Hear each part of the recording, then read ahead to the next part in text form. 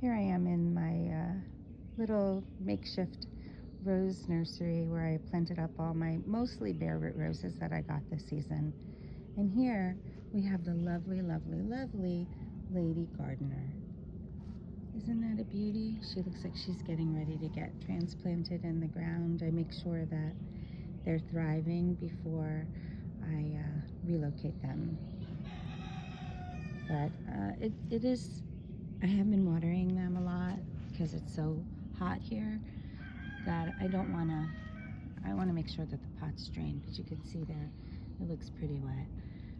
And this one here is Boscabelle. It's so adorable, look at it. And it actually looks really beautiful with these two colors, the salmony peach color and then the more pink salmon, darker pink salmon. And I suppose this is more of a peachy apricot. Here's another little bloom. It's probably 2 inches across, maybe a little smaller, 1.5 inches, and it is Coco Loco. And I do believe that this is the second bloom that I've had on this so far. But yeah, this one's a really thorny one, but the color is like a cappuccino, really like a pink chocolate. It's beautiful. This one is Soul Sister. I just got it yesterday and planted it. Actually, I had it for 2 days because I had it in the pot of water because it's a bare root rose that I got from Angel Gardens in Florida.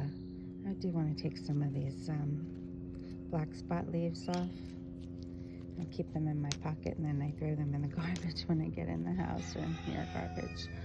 Anyway, this is Soul Sister and it looks, you know, it's got similar color to Coco Loco. I thought perhaps that they were the same one, but they do look really different. So I'm thinking they're not the same one. And this one's a little bit more, it's brighter orangey color than the Coco Loco, which is definitely more cappuccino. And this one I absolutely love. It is Ebb Tide. It came full of blooms, even bare root. I'm surprised they didn't chop them off. But you can see it's already lost some petals because they're overspent, but it's got sprays of more coming. So I'm really excited about this Ebb Tide, and I just love the color. I was trying to stay away from darker roses because I wanted more pastel-y garden, but yeah, I gotta throw a few of these in. They're magnificent. I know this isn't a rose, but I just have, this one is just tantalizing me. This is just such a beautiful, beautiful tricolored dappled willow that really shines in the garden. And I have two, this one here and the one on the other side of the arch. It's such a beautiful tree. Here's another non-stop bloomer for me so far, and this one is Moonlight in Paris. And I guess I love my kitty cat. I love this apricot, peachy, white coloring. I did defoliate a lot of this black spot, and it looks like I gotta keep up with it here. I just don't drop these on the ground. If they drop on the ground, I have to pick them up, and then I just stick them in my pocket. But you can see this has been blooming. This is a spent bloom, but look how they come out so beautiful.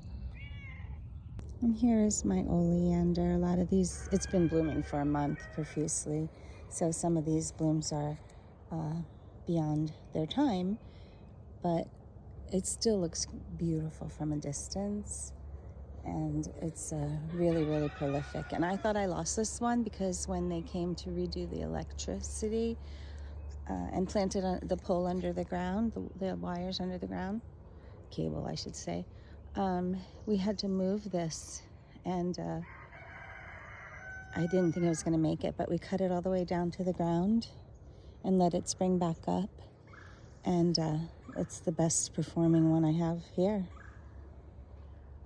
It's really beautiful. Here, let me get a better bloom right in here.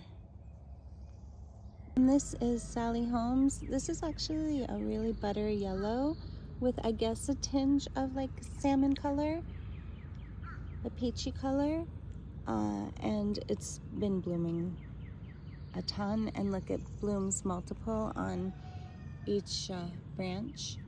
So, and then this is, I mean, I love single roses like this and my Mutabilis.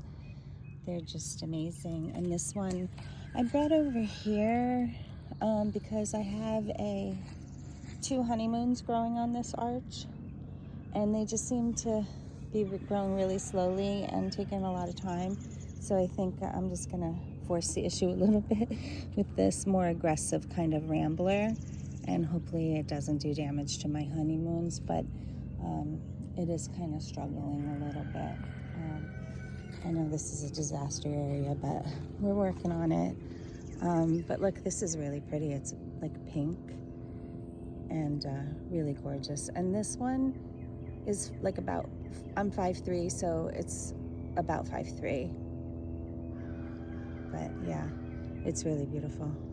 It does get a lot of black spot. This one here has been blooming perpetually too. It's Scepter Dial.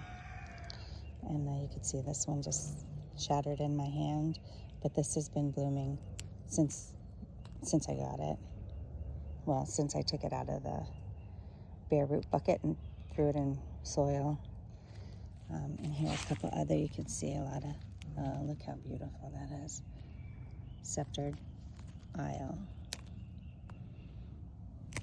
Love this rose. There's small blooms, maybe 2 inches across. 2.5, 2, but really pretty and very fragrant, pretty fragrant. So I was looking at some older videos just from last year, and it's amazing how fast so many of these things grew, especially that palm tree right there, that Bismarck palm. It just shot up, and the trunk is so thick, and I bought it from a teeny little baby in like a 5-gallon bucket, or no, it was probably 3-gallon bucket, 2-gallon. It was really small. Anyway, I think because I want to monitor this and go back and review, this is my Claire Austin climbing rose, and it's already put out 1 bloom. But you know, at this point I just planted it from bare root. Oh, whoa, look at that. Oh no, it's not in deep enough. Poor baby. I'm gonna have to put more dirt and more mulch and stuff around that base there. Oopsies. Anyway, I just want to monitor and track the growth of this. And I have another one on the other side, I'll show you. This one here is Revder, and it's grown out the wrong way. I did put some of it up over here with some tape, but I want to show you this because I'm going to keep monitoring it, and it should grow up the porch post. So that'd be fun to watch. And of course I have my gorgeous Peggy Martin rose, which is Hurricane Katrina, and you can see that it's putting on a substantial flush. Now this is 2 bushes. I have one right here and then one up against that post. And I'm gonna tell you, this is one of the ones where I looked at my video and it was a teeny little thing with 1 or 2 roses on it. And now look at the beast it has become. No fragrance, but really spectacular show. And as I mentioned, it actually put a little baby out over here, so I'm gonna have to transplant it. But here's my Hurricane Katrina rose.